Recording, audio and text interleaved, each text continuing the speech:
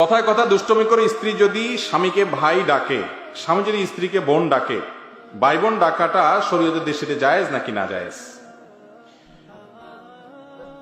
আমাদের সমাজে মহব্বতের চোটে আমরা যে আরো কত কিছু করি।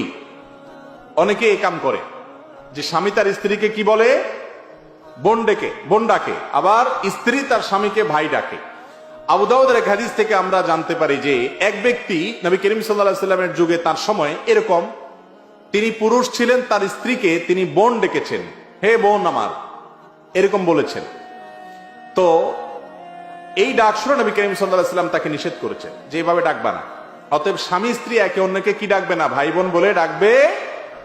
যদি সন্তান থাকে তাহলে অমুকের বাপ অমুকের মা বলবে। কথার কথা ছেলের নাম আব্দুল্লাহ, তাহলে স্বামী তার স্ত্রীকে বলবে আব্দুল্লাহর মা, আর স্ত্রীও তার স্বামীকে বলবে কার বাপ, আব্দুল্লাহর বাপ।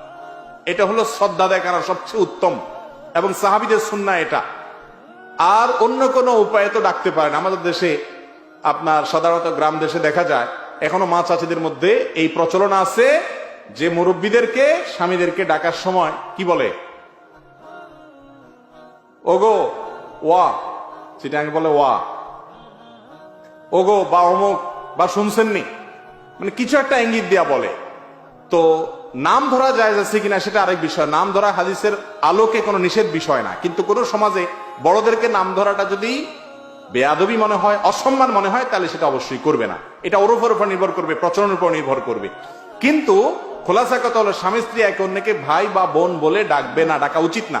কিন্তু যদি ডাকে এর কারণে যে আবার বিবাহ ভেঙে যাবে ব্যাপারটা সেরকমও না, এরকম করা উচিত না, করলে বিবাহ ভাঙবে না।